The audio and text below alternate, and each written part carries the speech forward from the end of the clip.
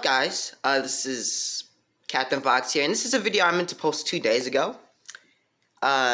Just to let you know. Anyways, y'all, I hope y'all enjoyed the video. Hope y'all like, subscribe, hit the bell. Peace out, everybody. Enjoy the video. And, I got another one for y'all, but I'm waiting till I can get the full thing of it, because it isn't over yet. I won't tell you what it is until it comes out. Alright, love y'all. But Captain Fox here, bro. What? What's up, YouTube? Captain Fox here, back again with another video. And today we are doing some more snarled, and this is about to be great. This is about to be a good video, alright? This is a whole compilation. I feel like we should just be doing compilations instead of going to video, because there's all the compilations, so we could have just did that. So hey, I'm Sapphire. Want to hear something scary? Sure, I am all up for scary.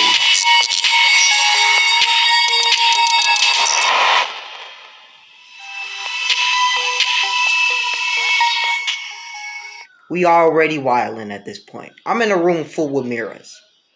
I don't do none of that mess, bro. One night when I was 16, I spent the night at a friend's house. Neither of us had tried Bloody Mary before, and we decided that tonight was the night that we would. If you've somehow managed to miss that part of your childhood, Bloody Mary is the urban legend that claims if you stand in front of a mirror in the dark, spin around, and chant Bloody Mary 3 times, she will appear in the mirror. Alright, we're done. We're gonna stop. Don't say the name. We gotta get out this room. Yo, hold up. Second, if something appear behind me, you better pray to God I'm still alive. Claw your face. So, my friend and I went into the bathroom, turned off the lights, lit some candles, and spun around, chanting. We screamed and ran out of the bathroom and never went back in the rest of the night. When it was time for bed, my friend's father came in to tell us in blood that it was just completely red. We screamed and ran out of the bathroom and never went back in the rest of the night. When it was time for bed, my friend's father came in to tell us goodnight. Hey girls, he said, are any of you on your period by any chance? No. Why do you ask? Oh, okay, well, there's blood on the bathroom floor, so I'd like you to clean it up when you get a chance, please. The Philippines is full of incredible mythology and fantastic creatures. My grandpa has always been a believer of these myths. That's because he's experienced them. This is what he told me.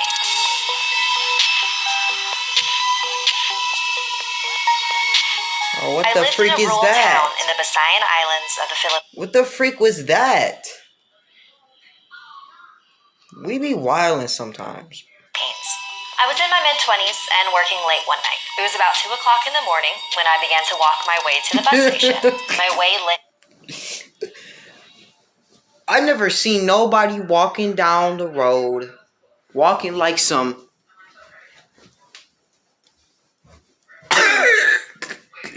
going like some... Bro. Come on, bro. Only by the full moon. I've walked this path many times. I passed by this house that had a dog in the yard that would always bark at me when I passed.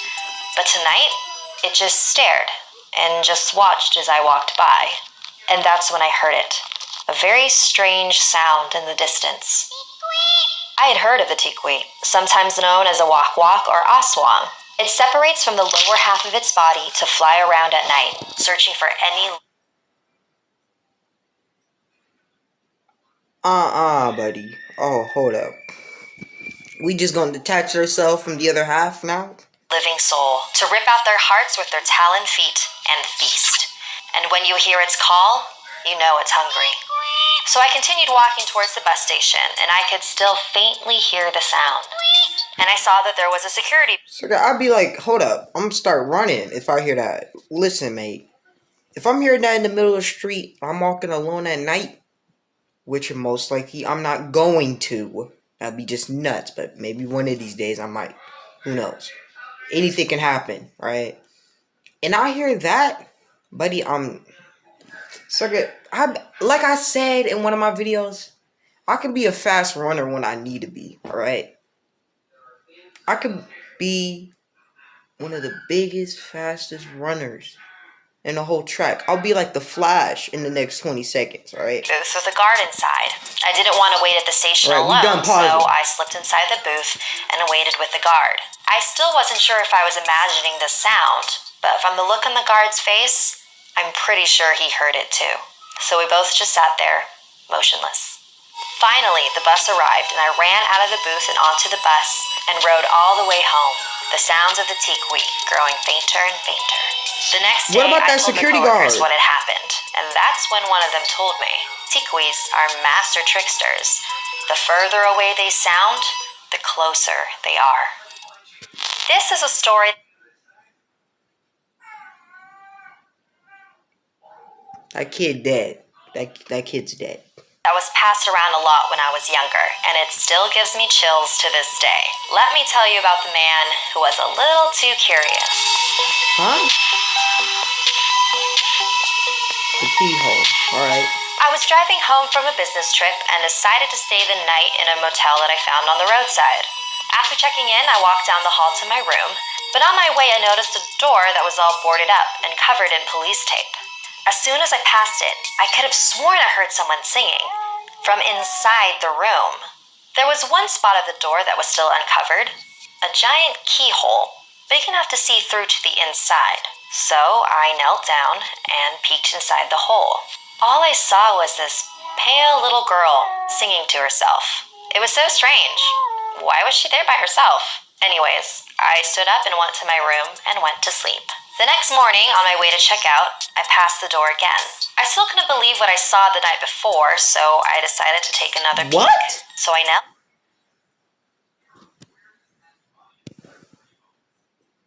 You clearly saw it. Bruh, come on, bro. See, this is how people be dying, bro. This is how stupid people be. Down and took another look inside. But this time, all I could see was red. Nothing but red. Did she notice me looking last night and cover the hole up with something? It was all very strange. I went to the concierge to check out, and I decided to ask her. So, what's up with that room?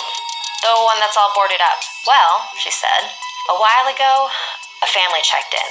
A mother, a father, and their young girl. But that poor girl never checked out. Her parents murdered her in that room. Oh, I'll never forget them. They had incredibly pale skin and deep blood-red eyes. So this is a story. They were staring back through the peephole.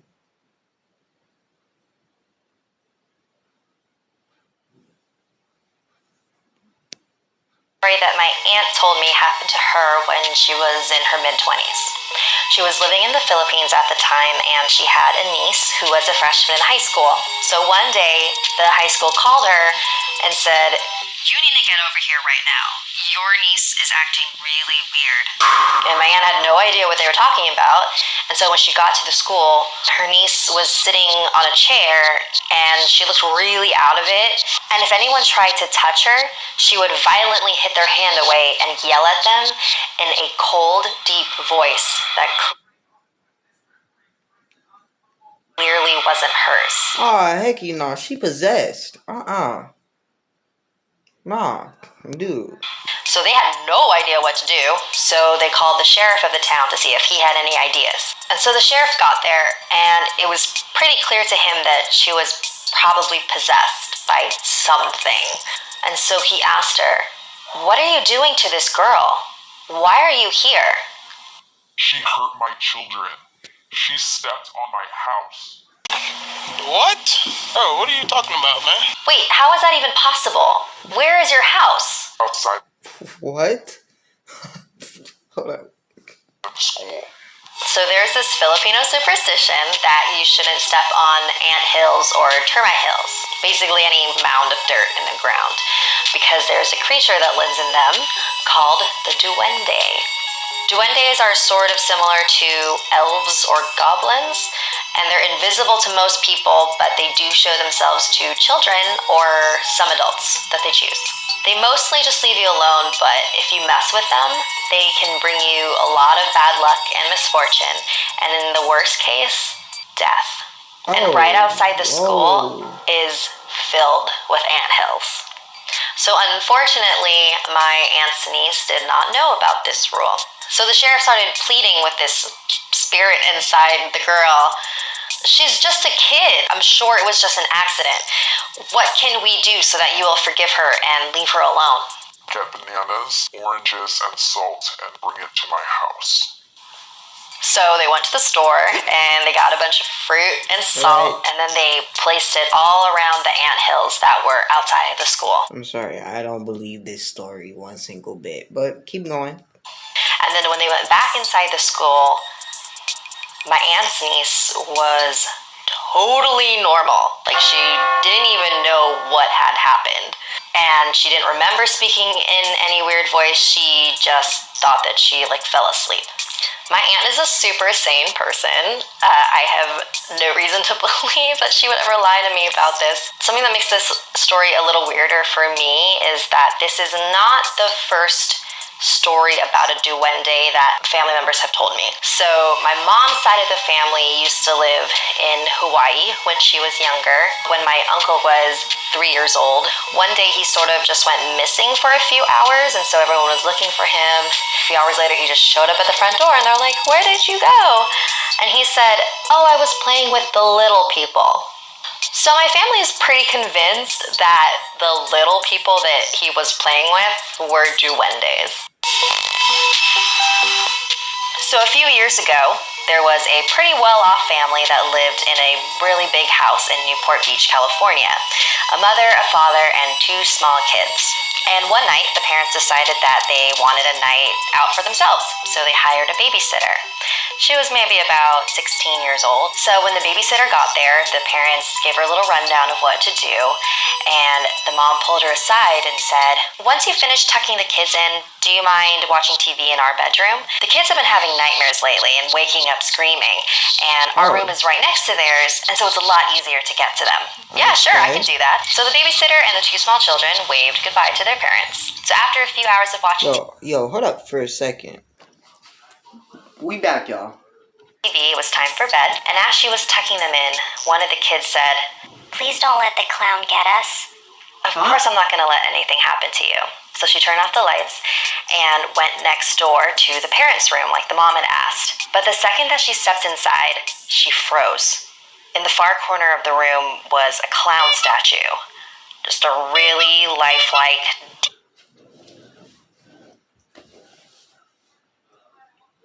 You sure that's a statue? I mean, it looks like a real person. detailed, creepy. Wonder these kids have been having nightmares, she thought to herself. So she went and sat on the bed Hold up. and tried to watch some TV, but she kept looking over at the statue. Was the statue looking at me like that before? Yeah, boy. It was way too creepy for her, so she decided to go downstairs to the living room and watch TV there until the parents came back. So she's watching some TV for a while, and then her phone rings, and it's the parents just checking in. "Hey, we're on our way home. Just wanted to check in and see how things are going." "Everything's great. The kids are all asleep and in bed. I hope it's okay, but I decided to watch TV downstairs instead. Your statue was really creeping me out." I'm sorry, what statue?"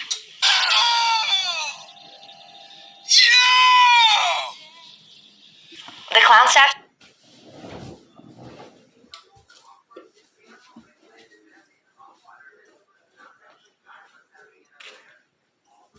"Room? It's really creepy, so I decided to leave the room." "Get the kids now." "Wait, what?" "Get the kids and get out of the house now. We don't have a statue." Just then, she heard screams. She dropped the phone and ran up the stairs. The bedroom seemed so much farther than it did before. She opened the door, but she was too late. So apparently there was a little person serial killer that would dress up as clowns and break into people's houses and murder people. So this story... Dang, Snar, I didn't know we kill kids now. ...is 100% creepy and 100% true. So my aunt, my cousin, and her youngest sister, Genesis, who was maybe 3 at the time, were in their townhouse in Glendale. My aunt and my older cousin were talking outside of the master bedroom, and Genesis was playing inside of the room by herself. And out of nowhere, they hear Genesis start to scream. So my aunt and my cousin go inside the room to see what's wrong, and they see Genesis crying hysterically and grabbing books and toys and pillows and just throwing them in this one corner of the room. And they ask her, Genesis, what's wrong? Tell the little red girl I don't want to play with her. So my aunt and my cousin grab Genesis and they get out of the house and they head to McDonald's to go get a Happy Meal so that they can calm her down. So when they got home, they remembered that Genesis made a huge mess in the room, so they went to go clean it up. But when they went inside the room, everything was already put away. We're leaving again, so they left the house again. So my aunt was telling her neighbor at the time about what had happened and what Genesis said she saw, and her neighbor told her that a little girl had actually died in that complex 15 years earlier. They moved out like 6 months later. I was maybe like 7 when my cousin told me that story, and I remember being like, yeah, I'm not visiting you guys ever again. I was actually talking to my cousin Genesis about this recently over the holidays, and she said that she actually used to play with that little girl a lot. So I guess that little girl like wasn't always scary to her. I guess maybe it was just that one time she just like didn't want to play with her. This is part of the reason why I don't want kids. Because if my kid started like talking to nobody, I'd be like, nope, I'm out. Facts. Forget that. Nah. What's going on with you, Ken? Have you heard of the Black-Eyed Children? Whoa. It's not an early 2000s cover band Oh, somebody got to get help. Call Jesus right now. consisting of infants. It's a phenomenon that's been increasing in popularity over the past few years. The basic story is always the same. You're in your house, and then in the middle of the night you hear a knock on your door. And if you open the door, you'll see 2 young children with completely black eyes. They'll ask if they can come in, and whatever you do, don't let them in. Whether they actually exist or not, this is the creepiest encounter that I found online. This woman made the mistake of letting the black-eyed children in. This is what happened. So this woman and her husband live in a rural town in Vermont, sort of in the middle of nowhere. And one snowy night, they are awoken at 2 a.m. to a really loud banging on the door. So they open the door, and they see a young boy and a young girl, and they're definitely not appropriately dressed for the snow. They're avoiding eye contact and just staring at the ground. There was something really uneasy about these kids. And so they asked them, "Where are your parents?" They'll be here soon. Can we come in? So this woman and her husband just looked at each other, and despite all of their instincts telling them not to, they decided to let the children in. So the woman went into the kitchen to make everyone some hot cocoa, and her husband went into the living room and was sitting there with the kids and trying to get more information out of them. And that's when she noticed her cat was acting really weird. Usually her cat is really friendly and likes to approach any guests that come into the house. But this time, he just hid underneath the kitchen table and was staring at the children and growling very lowly. So the woman took the hot cocoa and went into the living room, and she noticed that her husband had his head in his hands. "I feel really dizzy." The woman went to hand the cocoa to the children, and that's when they looked up at her for the first time. Their eyes were completely black. No whites, just black. Maybe use the restroom? And the kids left for the hallway. The woman turned to her husband and said, "Did you see their eyes?" Her husband lifted his head up, and his nose was bleeding. And just then, the power went out. She couldn't help but think that the presence of these children had something to do with this. And so the woman stumbled her way over to the bathroom to see if she could get a tissue, and the 2 children were just standing there in the hallway. Our parents are here.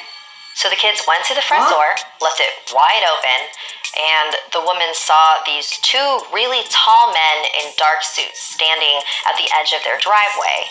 The woman waved at them, but they didn't react at all, and went in their car, and all 4 of them drove away. The power came back on about half an hour later, but not everything went back to normal. A few days later, 3 of their 4 cats went missing.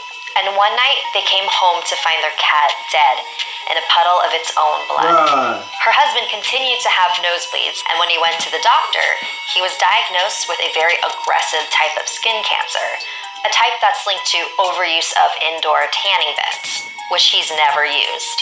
She also claims that she started getting nosebleeds and feeling really dizzy randomly, and even some unspeakable things that she refused to disclose in her story. So this is another story from my cousin. No. We gonna skip this whole part. All right, we got the next one because we don't do none of that demon. About sweet revenge. It was first told in the form of a kabuki play in 1825. There once was a man named Iyamon who was married to a loving and devoted wife named Oiya. He was a ronin, a samurai who no longer had a master because he had a murderous past. And now, he was a poor umbrella maker. Since they were no longer financially stable, he grew to resent his wife. Then, his neighbor lured him into an evil scheme. My daughter Aume is in love with you. If only you weren't already married, you could be with her and be wealthy beyond belief. Why you always lying? Iyamon was a garbage human, and so he liked the sound of that. And so he started plotting ways to kill his wife. He didn't want to be charged with a murder, so he had to figure out a way to make it look like So we couldn't do divorce or anything? Like, bro, come on. natural causes. He decided that he was going to poison her. So the next night, they sat at the dinner table together. Then, he offered her a spoon. It's medicine to help you get stronger, for you and our baby. She was a little hesitant, but poor Oiya was so trusting that she took the spoon and drank the poison. At first, nothing happened. But then, her hair began to fall out into clumps. Her eyes drooped and began to fill with blood. What is going on, dude? I'm so sorry, y'all. Hold on. Alright, y'all, we back. Sorry about that. She fell into a coma, which he wanted her to die already. Days later, she awoke. She had almost forgotten what had happened, but then she went to the bathroom and saw what she had become. She had lost her beauty and her baby. Iyamon still tried to keep up his concerned husband act. Let's go on a walk to your favorite place, he said. So they walked to the edge of a cliff, overlooking the entire town. It really was a beautiful view. And while Oiya was trying to take it all in with her blood-filled eyes, he pushed her over the edge. Iyamon arranged an elaborate funeral for Oiya to throw everybody off his scent. But now that she was out of the picture, he began to plan his wedding with his new bride. Bruh. Now I'll be rich again and everything will be perfect, he thought to himself. Iyamon thought he had seen the last of Oiya.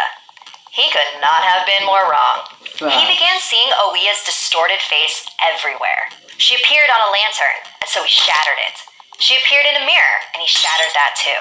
But he wouldn't let Oiya ruin his new life with Oume.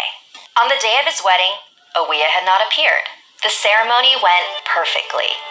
Iyamon turned to his new wife, but it was not Oume who looked back at him. It was Oiya. He drew his sword and... Everyone stared in horror as the head of Oume rolled down the aisle. Iyamon couldn't believe what he had done. He ran outside, out to the edge of the cliff, and cried. That is so freaking savage, bro. Yo. The wedding attendants ran after him, just in time to see a woman push him over the edge. Oh.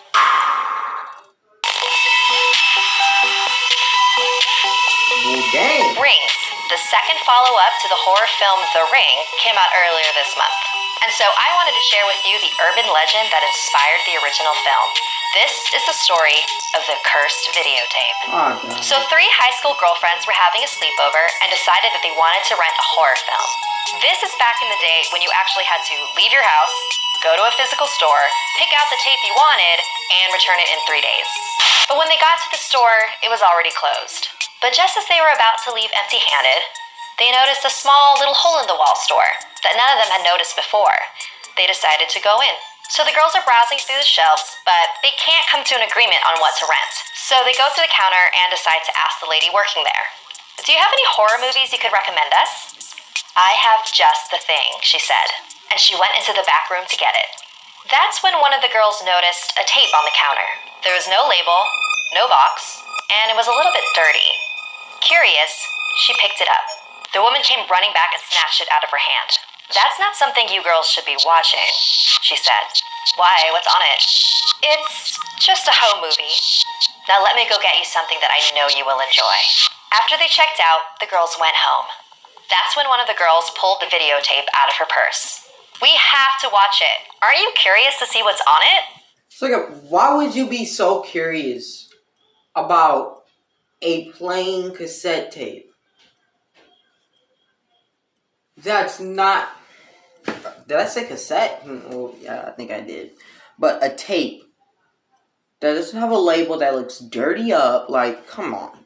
How could you be curious by that? Tell me. I don't understand it. Like... Once she convinced the other girls, she went to play the tape. And just as she placed it into the VCR, the power went out. Whoa! Except for the TV. On the screen was a woman, tied to a stake. Oh, heck, you know, we done. We wildin'. We wildin' right now. We wildin'. We wildin'. And engulfed in flames. She was surrounded by people yelling, "Burn the witch! Burn the witch!" Then the woman spoke. "All who witness my death will meet the same..." This is super, like... What the heck is happening? I don't even know. I don't even know if I want to keep watching. In fate, like, in 3 days. The tape started sputtering and the TV went black. The girls were terrified, sitting in the darkness, wondering what the hell they just saw. We need to return this video now. They got into their car and drove back to the store, but when they got there, it was gone. There was no video store, just a boarded up old building. Do you think it's real? Do you think we're really gonna die in 3 days? None of the girls showed up at school the next day. They didn't leave their beds. They didn't get any sleep that night. The girls hadn't eaten or slept in the past 48 hours. One of them called the others up. "This is ridiculous. Come over to my house tonight. We're going to destroy this videotape."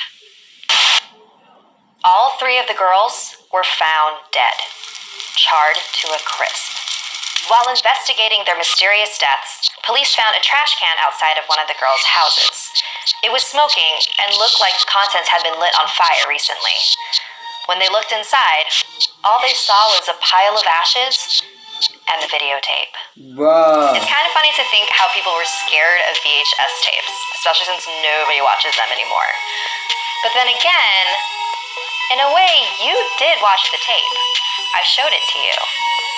If I were you, I'd be careful this Friday. Has anything Hold up. What the freak?